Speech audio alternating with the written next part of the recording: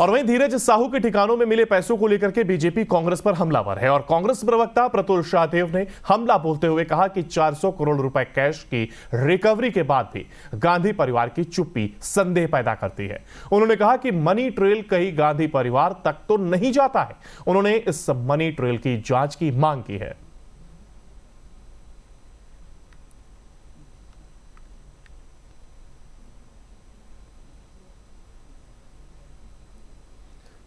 तो देखिए, अभी भी गिनती जारी है और ऐसे में जांच लगातार जारी है। और इसी खबर पर हमारे साथ हमारे संवाददाता सूरज हमारे साथ जुड़ गए हैं। सूरज, देखिए अभी भी अगर बात की जाए तो गिनती जारी है और अब कहा जा रहा है कि डिजिटल डिवाइस की भी जांच शुरू हो गई। तो ऐसे में क्या अभी और महत्वपूर्ण जानकारियां ऐसी हैं जो हाथ लग सकती हैं?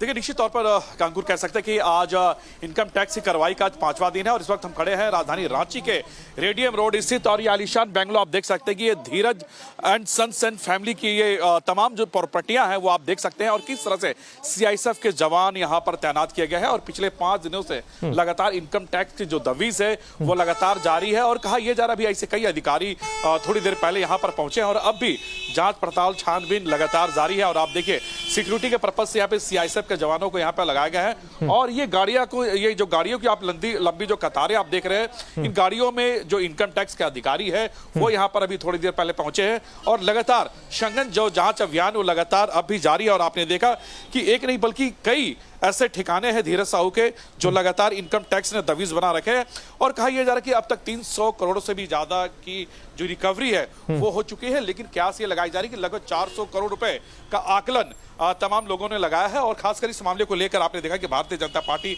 कितनी हमलावर है। थोड़ी देर के बाद राजभवन के समीप भारतीय जनता पार्टी के कई दिग्गज नेता इस मामले को लेकर वो धरना पर बैठेंगे। और आपने देखा कि मुख्यमंत्री से इस्तीफे की मांग उन्होंने की है। बाबूलाल मरांडी ने भी साहब कहा कि इतने बड़े जो स्कैम हुए हैं, स्कैम के पीछे कहीं ना कहीं भारतीय जनता पार्टी ने यह आरोप लगाया कि कांग्रेस के कई बड़े नेताओं के जो पैसे हैं वो यहां पर लगे हैं। इसके अलावा इन तमाम विषयों को लेकर धीरज साहू से इस्तीफे की मांग की है और कहीं ना कहीं मुख्यमंत्री से कार्रवाई करने का आग्रह भी किया है। अंकुर, वहीं सूरज, क्या अब ये कहें कि कार्रवाई के साथ साथ क्या अब ये एंगल पॉलिटिकल भी होता जा रहा है? और क्योंकि लगातार देखिए पॉलिटिकली वार पलटवार शुरू हो गया है और ऐसे में तमाम कहा जा रहा है कि और नेताओं के भी नाम सामने आ सकते हैं क्या इसमें जांच के बाद?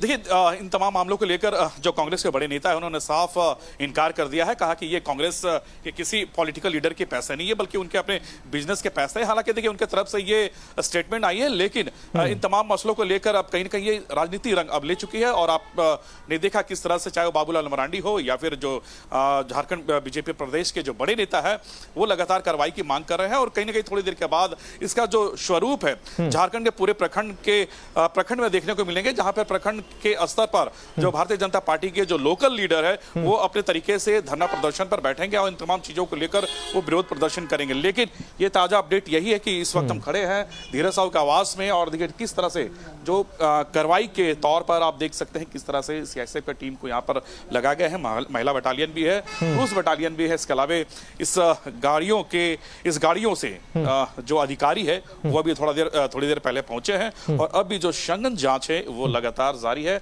ये सिर्फ रांची नहीं बल्कि झारखंड में अगर बात करें तो लोहरदगा में भी जो पुश्तैनी घर है वो भी कमोबस यही हाल है। लेकिन धीरज साहू के और भी कई प्रॉपर्टी है, चाहे वो होटल की बात कर ले, स्कूल की बात कर ले या फिर हॉस्पिटल की बात कर ले। कहा यह जा रही है कि थोड़ी देर के बाद कहीं ना कहीं अब जांच की आंच इन तमाम जो प्रॉपर्टीज है उस पर भी पहुंच सकती है। बिल्कुल, और हम देखते भी जा रहे हैं धीरे धीरे जांच जैसे आगे बढ़ रही है ऐसे में तमाम खुलासे होते जा रहे हैं। बिल्कुल सूरज, आप बने रहिए हमारे साथ, आगे भी आपसे अपडेट लेंगे। वहीं अब देखना होगा हालांकि कि जांच जिस तरीके से की जा रही है ऐसे में क्या कुछ खुलासे एक के बाद एक होते हैं।